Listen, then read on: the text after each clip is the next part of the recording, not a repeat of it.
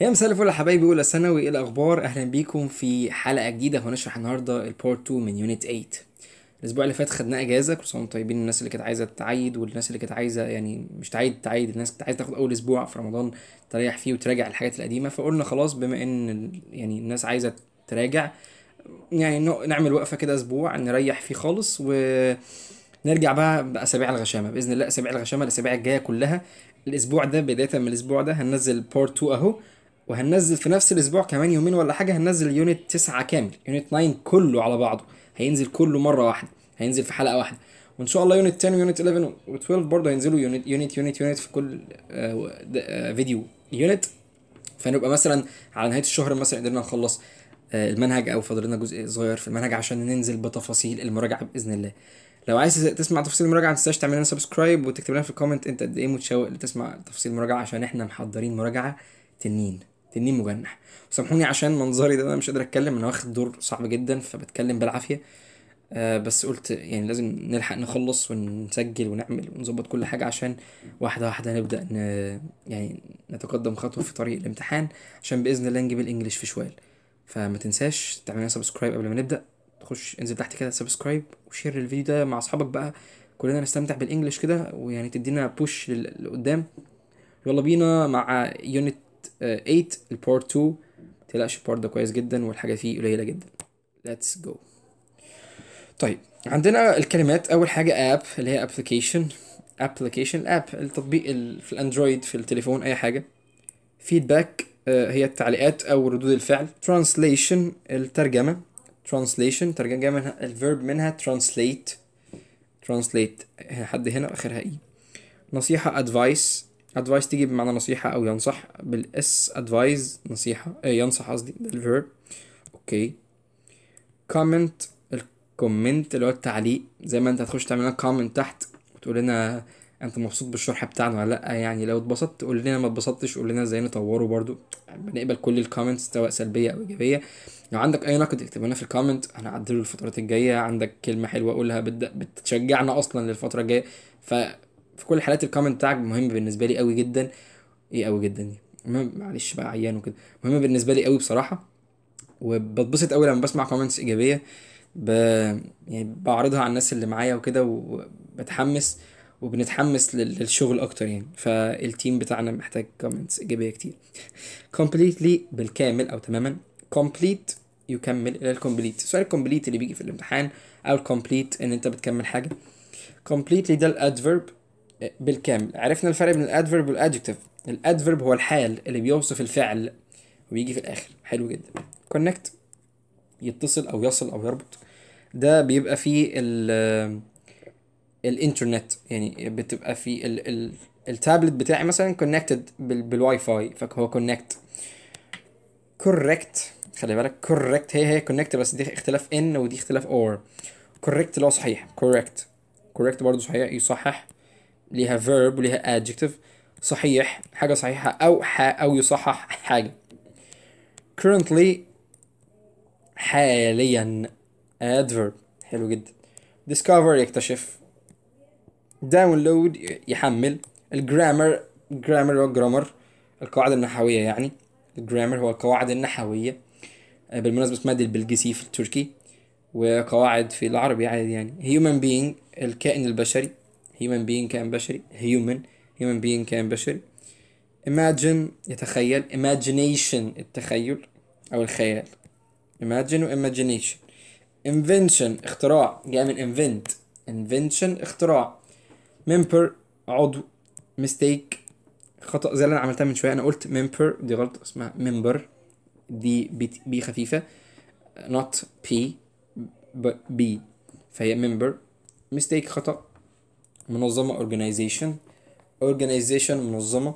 شخصي personal personal يعني شخصي. personal حاجه شخصيه. printing press آلة طباعة. reply يرد أو يجيب في الواتساب.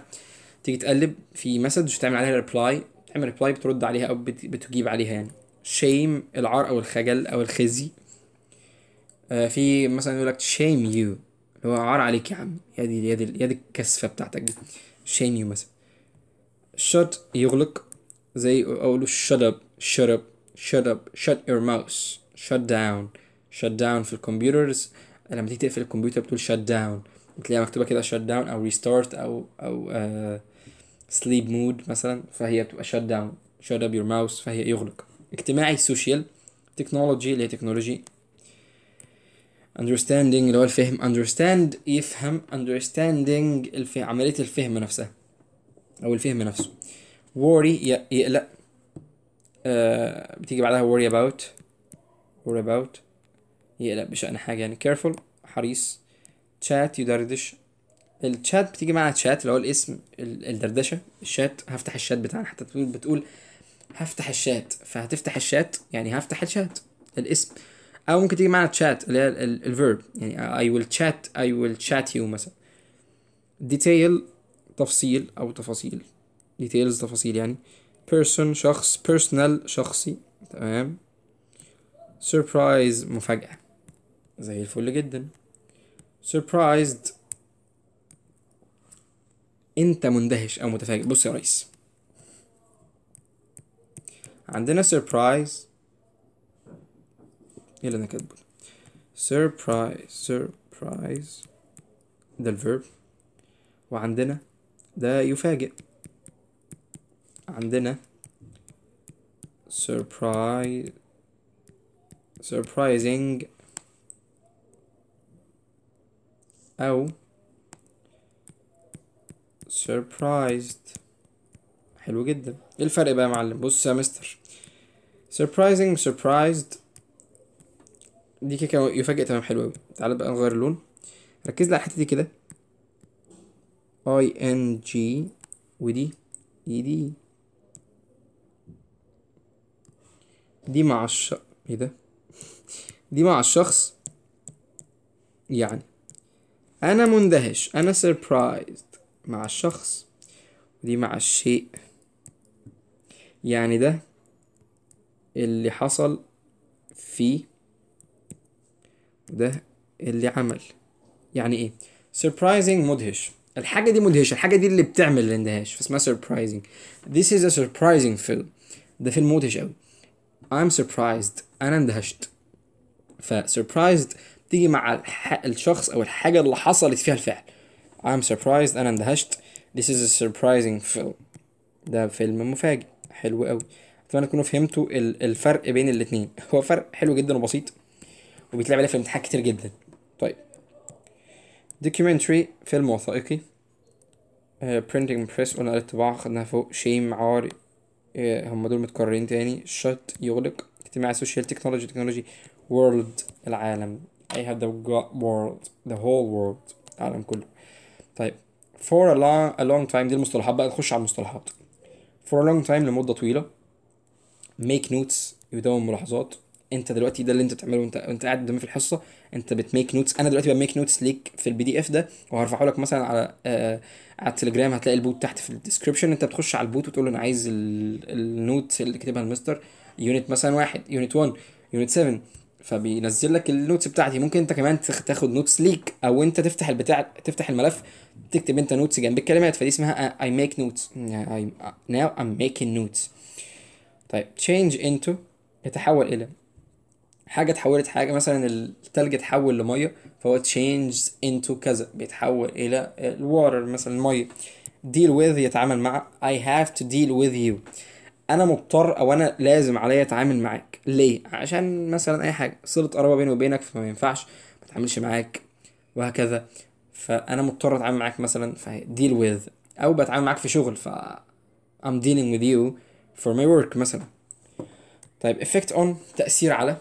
effect on خلي بالك في on، ركزوا على الحاجات دي او الحروف الجر. do a quiz يعمل اختبار. تاخد do مش make. خلي بالك نديها اسمه ايه highlight عشان ما تتنسيش الحاجات دي. طيب feel about يشعر تجاه كذا. social network accounts. social network اللي هي التواصل الاجتماعي، شبكات التواصل الاجتماعي. account اللي هو الاكونت الحساب، فاكونت حسابات. in conclusion في الختام هقول كذا كذا كذا في الختام.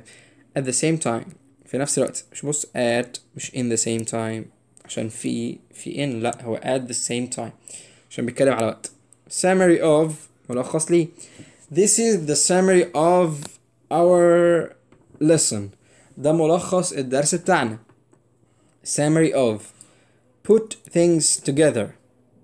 put things together يعني يحط الأشياء مع. make comments يعلق. فانتوا كلكم هتخشوا تعملوا make comments تحت عشان انا تعبان ومش قادر اتكلم اصلا، فارزعوا لنا comments تحت. travel from to يسافر من منطقة to نقط، يسافر من مكان لمكان، يسافر من كذا لكذا. نرفع الكاميرا سنة مسيكة بس لفوق. يسافر من كذا ايه لكذا. نرفع الكاميرا تاني سنة لفوق. ايوه زي الفل. انا مش قادر اقص حاجة في المونتاج في الكلام ده، مش منتج، احنا بقينا عيلة خلاص، بقينا اهل. طيب تعالى نخش على ال check notes. ناخد النوت. بص يا سيدي بيقول ايه. هيقول لك يا صديقي spending time on the phone. بنعمل ايه في الفون with friends؟ chatting. بنتشات مع الفريندز. new phone نقط a lot of money. كلف كتير من الماني، يبقى cost. حلو قوي. اوعى تقولي connected عشان فون يا باشا، في money. اتصل بالفلوس ازاي يعني؟ مستحيل. my brother specialized in نقط. انت مش عارف يعني specialized، سيبك من دي. من الفرنساوي الى الانجليزي، يبقى ايه؟ يترجم translation. مستحيل يبقى سوشيال. وانترنت، النت من الفرنساوي للانجليزي مستحيل. وثائقي من الفرنساوي للانجليزي برضو اكتر حاجة مستحيلة. فهتبقى translating هي الصح. حلو جدا يا صديقي. تعال نكمل ونخش على النوتس. حلو، احنا هنخلص الوحدة دي بدري على فكرة. طيب نوتس عندنا everyday. غير بس لون القلم. everyday و everyday ايه يا مستر الفرق بينهم؟ بص يا صديقي حلوة، بص يا حبيب قلبي، في فراغ هنا مفيش فراغ هنا. ايه ده يا مستر انت بتتكلم بالفراغ؟ ايه يا معلم، انت طالب ثانوية عامة، انت طالب مستر كرولوس، فانت لازم تكون مدقق في كل كلمة. في مسافة دي حال اسمها يومية، مفيش مسافة دي صفة. الصفة بتيجي قبل الاسم، خدناها. طب تعال نشوف المثال. قال لك we all suffer from the problems of our everyday life. احنا بنعاني، suffer يعاني، احنا في العموم يعني بنعاني من المشاكل of a everyday life، الحياة اليومية. صفة هي، وصف الحياة انها يومية، فحطها من غير مسافات. طب بص هنا، علي travels to Alexandria، علي travel to Alex to work every day، عشان يعمل كل يوم. يبقى ده حال العمل. حاله ايه؟ حال العمل انه كل يوم، فحطها بفراغ اهي. ساب فراغ، سبت فراغ كبير يا ابني بأمان. ساب فراغ وسبت فراغ كبير جواي. ساب فراغ، وانت هتسيب فراغ لو انت سبتني ومشيت، فاوعى تسيبني عشان ما تسيبش فراغ جوا قلبي. يا بقول حكم انا، ايه ده يا جدعان، في ايه؟ طب تعالى نخش في واحده تانية برضو مهمه جدا. النوت حلو قوي، وهلخصها لك عشان دي بتعقد ناس كتير. قابلت كذا حد يعني النوت ده معقداه. هو ان واون وباي في وسائل المواصلات. بص يا سيدي، باي مع كل وسائل المواصلات بدون فواصل. يعني خلينا كده ناخد وسيله المواصلات، لو قلت فاصل يبقى مش باي، ما قلتش فاصل باي غصب عنك، وغصب عن عين اللي تشدد لك، وغصب عن عين اي حد يجي يتكلم مكانك. تاني، وسيله مواصلات كتبناها بدون اي حاجه، بدون ملكيه، بدون ما فيش كلمه وراها. باي لزق، باي هي لزقه اصلا. شفت صاحبك اللزقه بتاع المدرسه اللي بيقعد جنبك على طول لازقه فيك، كل ما تمشي رجلك انت لو دخلت الحمام هيخش معاك يعني، ده اللزق قوي. باي كده.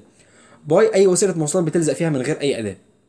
يعني انا رايح جهنم باي توك توك، احنا رايحين جهنم باي توك توك، رايحين جهنم بتوك توك.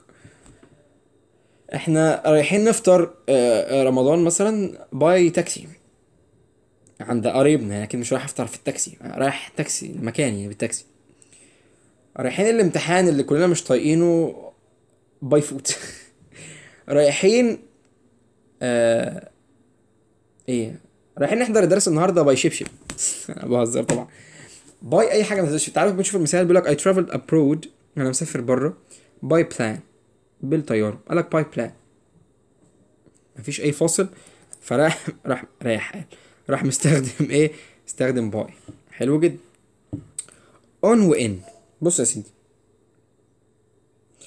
on لو وسيله المواصلات دي ينفع نتحرك خليك متفقين مثلا.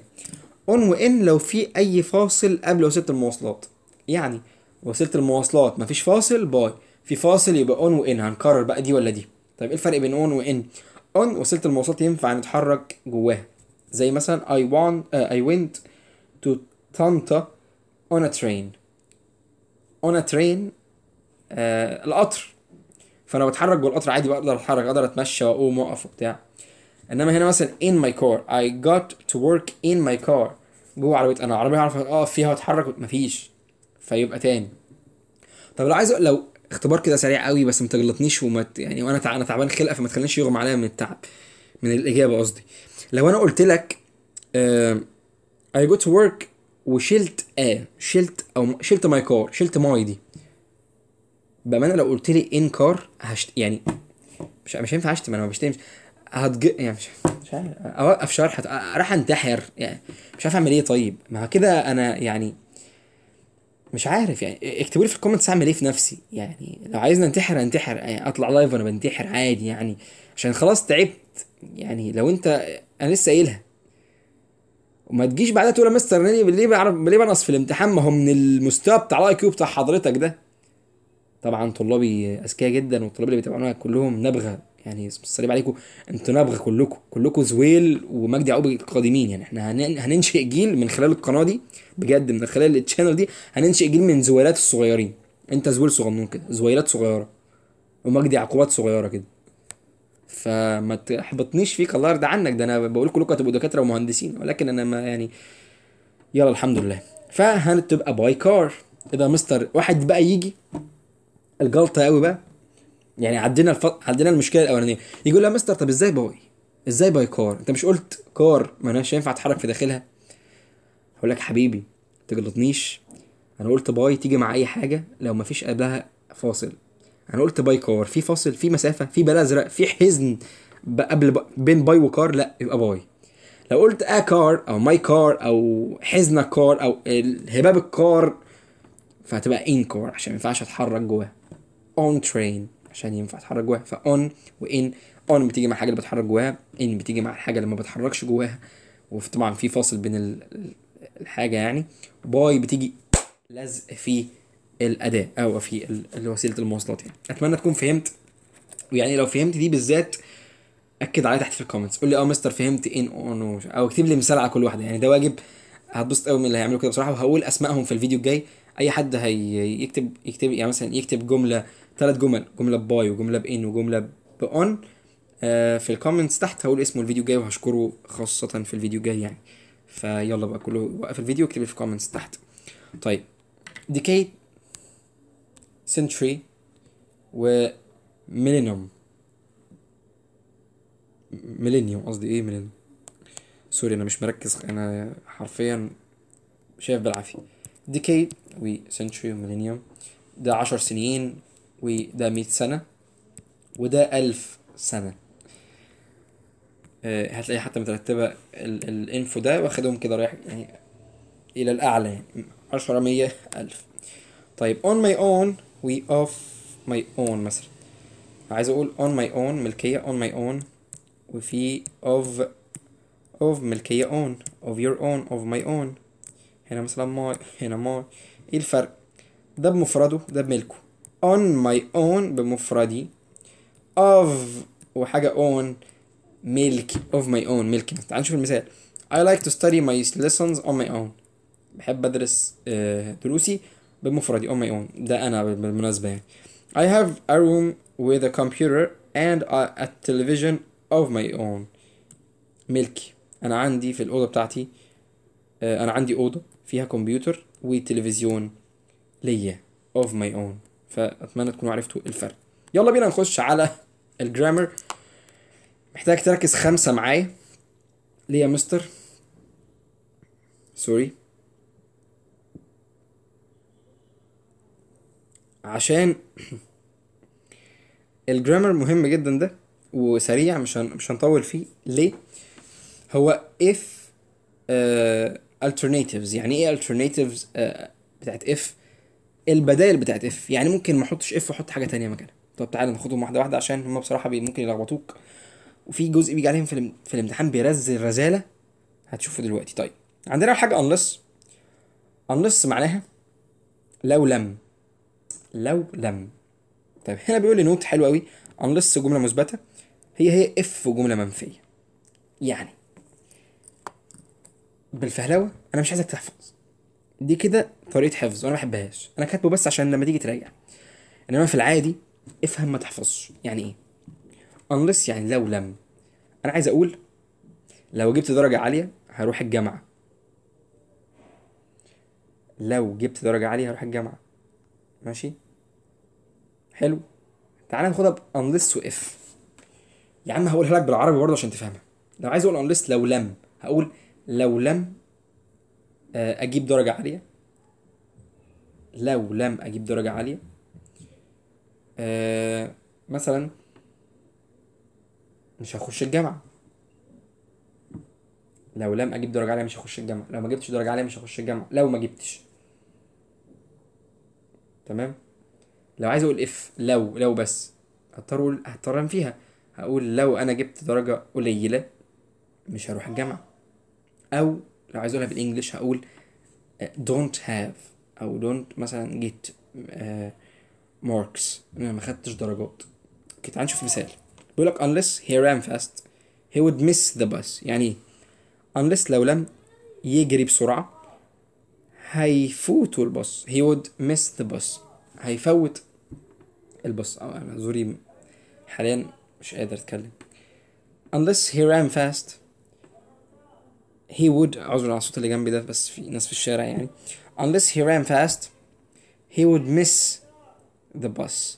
he would miss the bus، هيفوت الاتوبيس. طب تعال ناخدها باف. قالك if he didn't run fast، لو هو ما جريش بسرعة هيفوت الباص. فهنا بصوا اف خدت معاها نفي، انما unless خدت معاها اثبات. ran ودي didn't run. فهمتوا الفكرة جت منين؟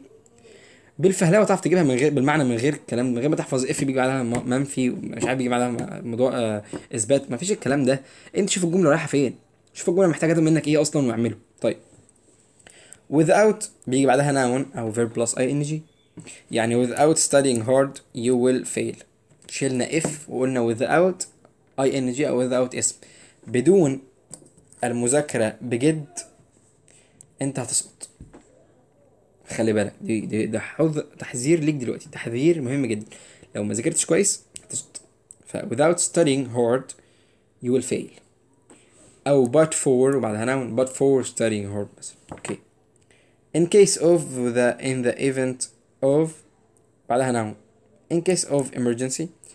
in case of emergency في حالة الطوارئ اتصل بكذا. دي كلها حاجات بنستخدمها. طيب هتقول يا مستر بس ما بتديش حالة، ما بتديش معنى اف. يعني ان كيس في حاله كذا ما اديتش معنى اف. حبيبي هي مش عايز يقول لك ان هو بديل اف بيدي معنى اف، بيقول لك ممكن نعمل نفس فكره اف. يعني هنا قال لك بص كل كذا اداك فعل امر. يعني مثلا يقول لك if you have an emergency، لو انا عايز اقول if you have an emergency لو انت عندك طوارئ كول 201 مثلا. فقال لك in case of emergency كول 201. فاهمين الفكره؟ يعني هي مش قصده الالترناتيفز بتاعت اف ان هو يقول لك مكان اف كذا وهي برضه بنفس معنى اف. لا مش كده. طيب if بتساوي ايه بقى؟ provided that، providing that، as long as، و on condition that. برضه دول كده بيجي بعدهم that عادي و as long as. يعني يا مستر هنحفظ؟ لا بص I will get high mark، انا هاخد درجات عالية. حط بقى اي واحدة فيهم provided as long as او if، اي واحدة فيهم عادي تنفع. او on condition I study hard. هي مكان if تعمل عمل if. خليك عارفهم يعني. ممكن احط that بعدهم عادي. طيب خدنا المرة اللي فاتت if I were you I would. if I were you حاجة زيها بقى يقولك if it weren't for، لولا. يعني يقولك if it weren't for doctors، لولا الدكاترة. يقولك يا لولا الناس دي كانت الدنيا راحت. هي اسمها كده if it weren't for. if it weren't for doctors يا لهوي الدنيا many people would die. would. طب ليه يا مستر خدت would؟ بص بقى عشان ما نحفظش. حد يقعد يحفظ ان تاخد وود يقول لي طب يجي في الامتحان يا ترى يقول بتاخد وود ولا ويل ولا وود هاف تصريف تالت. حبيبي دي ايه يا غالي؟ ويرنت ده ماضي صح؟ مش انت واخد الاف مع الماضي تاخد وود والمصدر، وود والمصدر. مش خدنا في الحاله التانية اف وود، اف قصدي ماضي بسيط يبقى وود ومصدر بس. يبقى ات انت عايز تحفظ بس الاكسبريشن اللي هو بتاع اف ات وير، اف ات وير بس فور، لولا اف ات وير فور والاسم اف ات وير فور مثلا دكتورز. ممكن نقول على فكره على مثلا مجدي يعقوب if it were for مجدي يعقوب، لو ما كانش لولا مجدي يعقوب مثلا كان في ناس كتير هتموت بسبب القلب. يعني ربنا يعافينا ويشفينا جميعا. many people would die. زي الفل. ده حالة، حتى هو بص قايل لك هنا دي حالة تانية خلي بالك عشان بس تعرف ان دي would وانفينيتيف. دي انفينيتيف مش if اللي هي البيس فورم يعني. طيب شفت نفس الفكرة if it hadn't been for، لولا برضو. بس الشاطر بيقول ايوه يا مستر hadn't been for، يبقى هنا would have تصريف تالت. دي حالة تالتة يا مستر، يعني هما الاتنين نفس الحاجة يا استاذي. طب ايه الفرق؟ دي حالة تانية ودي حالة تالتة. جاب لك في الامتحان لقيت had يبقى دي حالة تالتة would have تصريف تالت. لقيت would where قصدي يبقى would infinitive. فهمت الفكرة؟ واحدة حالة تانية واحدة حالة تالتة. لما اجي اتكلم على الحالة التانية هتكلم بوير if it were for، هتكلم على الحالة التالتة if it had for، if it hadn't been يعني for. حلو. تعالى ناخد مثال if it hadn't been for his help، لولا مساعدته I would have failed an exam. okay. suppose we imagine، supposing we imagine that ماضي بسيط يبقى would وinfinitive. برافو عليك يا مستر. infinitive مش if. عرفت منين هي would وانفينيتيف يا مستر؟ عيب عليك خلاص بقى، ما هي ماضي بسيط، ده حاله تانية اصلا. حلو جدا. بس الفكره ان انا اعرف ان في suppose وايماجن. طب احفظهم؟ لا، كتر ما تبص عليهم وتحل هيجوا في وشك كده على طول. مش تقعد تحفظ بقى suppose for مش الكلام ده. طيب قال لك supposing imagine اي واحد فيهم that you won the prize، هي ماضي you won a prize ماضي بسيط اهي won. بس احطها تاني you won a prize، هيحصل ايه بقى؟ would have would قصدي infinitive. what would you do؟ جابها في شكل question what would he do. تعالى نخش على حتتين بقى حلوين قوي ومهمين قوي، ركز معايا فيهم. should، ينفع نستخدم should في الحالة التانية والأولى. تاني أحط should في البداية عادي subject infinitive يعني كل ده تمام. بس في الحالة الأولى نحط will، الحالة التانية would وinfinitive بس. يعني يا مستر يعني ممكن تشيل اف حط مكانها should، دي بيلعب عليها في الامتحان تشيل اف حط should. طب يا مستر احط should بعدين هكمل الجملة ازاي؟ بص يا حبيبي كأن اف محطوطة. شوف دي حالة ايه، لو مضارع هنحط will، لو ماضي بسيط هنحط would بس. شكرا. تفهم تفهم بجد. طيب الحتة بقى الرخمة اللي بتلخبط where وهاد. بص يا سيدي where في الحالة التانية يعني هي ماضي بسيط اهي where رانيا to run، بس where ممكن تيجي معاها to وممكن تيجي معاها adjective او noun. تاني بص where رانيا to run faster مثلا she would كذا كذا would وmight والحاجات دي ما هي حالة تانية would بقى. طب where التانية where he clever صفة او اسم where he clever he would كذا كذا برضو. تاني where حالة تانية يبقى هات حالة ايه؟ تالتة بس. شكرا انا مش عايز حاجة غير كده. انت كده جبت الزتونة. وير حالة تانية دايما خليك عارف كده اي حاجة ماضي بسيط سواء وير ووز اي يعني لو شفت وير دي اعرف ان هي في وود. ليه؟ لان دي حالة تانية. شفت هاد القطة هاد بين وهاد والحاجات دي يبقى حالة تالتة كده فهلوة. طب شفت ويل والحاجات اللي هي الحلوة المضارع الحاجات دي ويل ده حالة تانية حالة اولى قصدي. خلصت بس. وير تيجي باتنين وير وفي تو مثلا وير يو تو وير رانيا تو ران خد تو والفعل.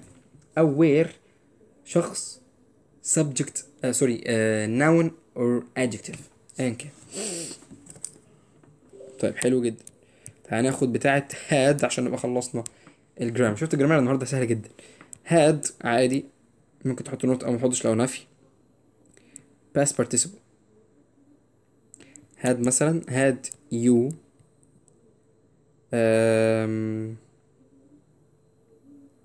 seen مثلا seen علي. لو انت شفت علي هقول you would have past participle. اي فعل في الباست participle كأني في اف، كأن دي اف.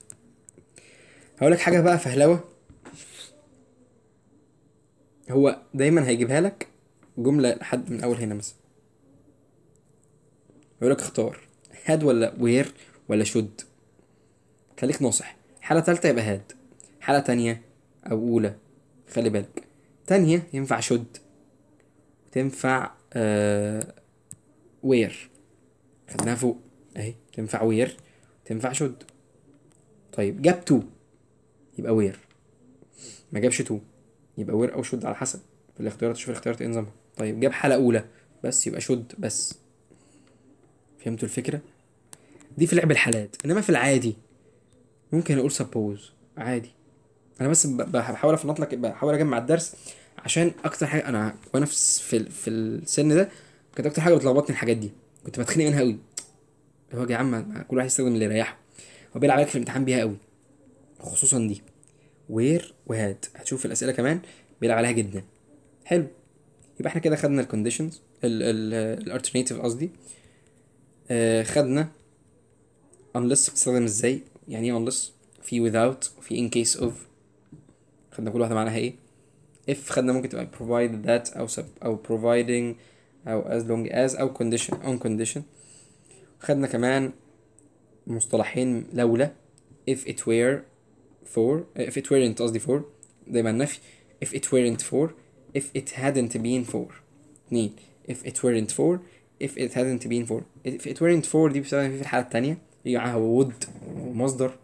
if it hadn't been for دي حالة تالتة تاخد معاها have would have تصريف تالت. هما اتنين نفس الفكرة لولا برضو. خدنا suppose برضو imagine بتيجي مكان if عادي. وخدنا أهم تلات حاجات should حالة أولى وتانية، where حالة تانية، where to أو where واسم، و had العادية had بتيجي في الحالة التالتة. يلا بينا هختفي لك من الشاشة. احنا كده يعتبر خلصنا البارت 2. بارت كان سهل جدا بصراحة، مش شايف في حاجة، حلو جدا سواء كلماته صغيرة جدا قليلة أصلا، والجرامر بتاعه لطيف. هختفي لك دلوقتي من الشاشة عشان نبدأ مراجعة، هنبدأ نحل. متنساش لو عجبك الفيديو تعمل لنا سبسكرايب وتعمل لنا كومنت تحت تقول لنا، متنساش الواجب اللي لسه قايله من شويه، نعمل 3 جمل على اون وباي وان في وسائل المواصلات. اللي هيعمله هقول اسمه في الفيديو جاي باذن الله. و يعني عايزين ننجز. في اسبوع الغشامه هيبدا من دلوقتي، فتره الغشامه احنا قلنا في اسبوع اسمه اسبوع الغشامه، احنا هناخد 3 اسابيع غشامه. هنشوف الدنيا هتمشي ازاي في الغشامه، لو هنعرف نكمل الغشامه ولا لا. باذن الله عايزين نخلص المنهج في اسرع وقت ممكن عشان نبدا نراجع، نبدا نشوف القصه، نبدا نشوف السكيلز، نبدا نشوف اسئله، نحل اسئله كتير. هنعمل عرض على المراجعه باذن الله. تتوقعوا المراجعه مثلا ممكن تبقى عامله كام؟ يعني هنعمل بجد مراجعه مش بفلوس اصلا، يعني يعتبر مش فلوس، بس لسه بنظبط حوارات المراجعه. ف يعني اكتبوا لنا في الكومنتس تحت متحمسين للمراجعه ولا لا. بجد هنعمل مراجعه جباره جدا. وحاجة كمان بقى ان احنا احتمال كبير نراجع لمراحل تانية زي تالتة ثانوي، احتمال نرجع اعدادي كمان لو في وقت. فصلواتكم وادعوا لنا، ويلا بينا اختفي لكم من الشاشة ونتدرب سوا. ليتس جو. اختفيت لك من الشاشة يا سيدي، ويلا بينا نحل الأسئلة واحدة واحدة مع بعضينا. نبدأ بأسئلة الكلمات. بيقولك staying up late has some not impact. تأثيرات فهو ليه negative impact يعني. I cannot people's faces وش الناس بسهولة بس اسمائهم لا، فانا بقدر افتكر وش الناس بسهولة بس مش بقدر افتكر اسمائهم. حلو جدا. like parents do their best to not their families conditions اوضاع البيت اوضاع العيلة يعني او كده، فهم بيحاولوا improve، بيحاولوا يطوروا حالة الأسرة. I have lost of lots قصدي I have lots يعني كثير من good نقط. عندي memories، عندي ذكريات كتير قوي للchildhood الطفولة. childhood يعني طفولة. childhood. my new phone brought me a lot of money. الفون بتاعي كلفني كتير، ف cost me. cost يكلف. cost me a lot of money. I like to write everything my teacher says in my note. in my notice board. في لوحة الملاحظات بتاعتي. فزي ما احنا هنعمل دلوقتي، زي ما انت تعمل دلوقتي معايا. Nearly all people around the world have not which they use chatting. ايه اللي بيستخدموه في الشات؟ سمارت فون. كلنا دلوقتي معانا سمارت فونز، فاحنا عارفين ده. My students are always given a four question. ده نوع يعني حاجة، دي صفة. حاجة مكونة من 4 أسئلة. كويز زي ما احنا بنعمل كده في الحصة بتاعتنا، بس من 2 3 على حسب، اللي هي تشيك بوينت مثلا. During my last study in Switzerland أنا شاركت أوضة مع حد. شاركت أوضة، مش divide. احنا مقسمناش الأوضة بالسكينة مثلا ولا حاجة. Doing exercise and having a healthy food have a positive note. effect طبعا، في effect إيجابي. The employee الموظف got a الemployee ده موظف. employer هو الشخص صاحب الشغل اللي بيوظف يعني. got a note from his boss. خد الفيدباك من البوس. I have some important educational note. أنا عندي apps في الموبايل، ما عنديش لابس. ما عنديش اللاب اللي هو المعمل. طيب it's a good thing to not your mistake. انت تعترف بخطأك. to admit your mistake. The temperature was 45 degrees. temperature ان الحرارة 54. فهتبقى ايه اصلا؟ هتبقى extreme heat. extreme هنا بتيجي قبل الحاجة مثلا عشان تقول قد ايه الحاجة دي صعبة. extreme cold باردة جدا، او extreme heat حرارة جدا يعني. watching نقط. خلي بالك، هي مش دي ومش دي. احنا حافظين ان في الفيلم الوثائقي يا ده اوعى تختار دوكيومنت ده ملف. documentaries هي فيلم الوثائقي، حتى بيقولك في السينما. فمش دوكيومنت عشان دوكيومنت ملف. طيب the research may lead to a better lead بتؤدي الى او بتقود الى a better not. فهم جيد understanding. فهم جيد ل how disease develops. بيتطور ازاي المرض. The policeman wanted to know the not exact بالظبط exact time الوقت الفعلي او الوقت اللي بالظبط اللي حصل فيه الحادثة. We can't live without most of the modern inventions. In conclusion خلي بالك احنا حافظينها، مش for ولا مش at ولا مش on. Some people prefer to not download. بيحملوا الفايلز. هنعمل ايه في الداونلود؟ في trusted website، مواقع موثوقة. at lectures I used not. الجملة دي مكتوبة غلط، المفروض make. نعملها هنا make notes هي دي، بس اختيارات مكتوبة غلط. طيب خلصنا أسئلة الكلمات. الموضوع سهل جدا، مفيش حاجة صعبة فيه بصراحة. تعالى بينا نخش على أسئلة الجرامر. يلا بينا مع أسئلة الجرامر. أسئلة الجرامر برضو سهلة، بس فيها كام جملة كده محتاجة تركيز، فركز معايا. You can borrow this book as you look after it. تاني you can borrow this book. if مفيش، عشان مفيش حاجة اسمها if as. provide as مفيش. on condition as لا. as long as. حلوة. you can go into the museum without بيجي بعدها اسم، buying. moms say that we can watch TV on not on condition. شفتوا الفكرة؟ شفتوا الحاجات اللي احنا خدناها فوق؟ الفكرة في ايه؟ مش محتاج انك تحفظ حفظ، بس انت تبقى عارفهم، تبقى دماغك معاهم. not that. ففي حاجات كتير قوي زي imagine that وزي provide that. مفيش as long that، مفيش condition that، مفيش suppose. لا، في suppose و supposing، فيبقى imagine. حلو قوي، جامد. يلا بينا نخش على بعدها. heat and light ده اسماء، يبقى without. in case of ما ينفعش in case of اصلا. with لا، و but المفروض but for، مفيش but. بس if it نقط. خلي بالك if it were، فاكرها دي؟ هنا في would find. would ومصدر يبقى حالة تانية. اذا مستر ما ممكن تبقى if hadn't been اهي موجودة. طب ايه اللي ما خلينيش اختارها؟ عشان دي حالة تانية. حالة اهي تانية. عرفت منين حالة تانية يا مستر؟ من would find يا حبيبي، ما قالش would have. تصريف تالت. اوكي. we will take you with us not. without لا، without مع اسم. a player gets دي جملة. unless لا، معنى مش هيكتمل، مفيش معنى مش هيكتمل. in case. طب يا مستر ليه ما اخترتش in case of؟ هقول لك حبيبي in case of بيجي بعدها اسم على طول من غير جملة كاملة، بس هو قال لك player get injured. ف in case في حالة ان اللاعب اتعور او اتصاب. no they had the required qualities they wouldn't get the job. لو لم ياخدوا أو عندهم، لو لم يكن عندهم الكواليتي اللي هي المطلوبة مش هياخدوا الوظيفة. هي unless لو لم. حلو قوي. عكس if يعني. your son a doctor you could help us. لو ابنك دكتور فهيلب us، فقالك where. ركز بقى معايا في الجاية دي. هانا be clever هتبقى should. ايه ده يا مستر بقى؟ ثواني، دي مش تنفع had عشان could help مبدئيا. مش تنفع should، مش تنفع if. مش تنفع should ليه يا مستر؟ your son a doctor، احنا عايزين verb to be. اهو where، اهو خلاص where اللي هي بمعنى is او يكون. كده كده where ما ينفعش تبقى was، بتستخدم where على طول. where دي اسطمبة ثابتة. طب ليه هنا قلنا should؟ عشان في بي يا معلم، في بي. ما ينفعش where وبي في نفس الوقت، طبعا مش تنفع had ولا if. فانا محتار بين where وشود.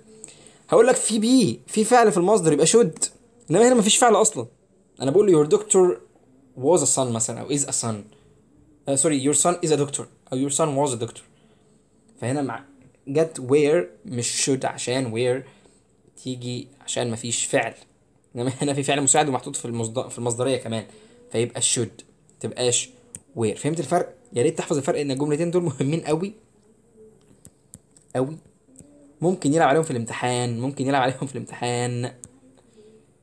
افهم دي. where هنا دايما بتيجي where، ما بتجيش was. طيب unless he had followed my advice، لو لم يتبع نصيحتي فهو هيلبس. في had followed فيبقى ده حاجة تالتة، يبقى would have lost. طيب had أو had not taken ده تالتة، يبقى she. ناخد التالتة might have died. حلو أوي، الموضوع تافه. شفت الموضوع سهل ازاي؟ بتعرف بس دي حالة تانية ولا تالتة ولا هكذا. 17 supposing يو اهو supposing. شفت جاب اللي بدل if، يعني هنا كأني بقول if. فاقول if you won the prize دي حالة تانية، عشان won يبقى هنا would مصدر. هتبقى ايه الwould والمصدر؟ would you. هنا مفيش you. would you feel. had he read yesterday تالتة، يبقى هنا تصريف تالت. have would have تصريف تالت اهي. بصوا الموضوع مش بجد الموضوع مش مستاهل تكبروه وتحسوا ان الموضوع صعب قوي. بصوا كده، انا حاسس ان بقت حوار اف والحاجات دي بقت تافهه بالنسبه لكم، بقت ميه. اخر سؤالين بيقول should he study hard، ما كانها اف يعني. هقول if study hard he study مش studies، خلي بالك. تبقى would pass. احنا قلنا should بتيجي اما تانية يا اما تالتة. طب هل هنا تالتة؟ لا يا مستر مش تالتة. ليه مش تالتة؟ عشان ما حطش had تصريف تالت، يبقى would pass. يبقى دي تانية. حلو اوي. I wouldn't have found my wallet without. ركز بقى في دي. without بيجي بعدها اسم، او بيجي بعدها حاجة، مش جملة يعني. ف without he لا. helped ولا being helped؟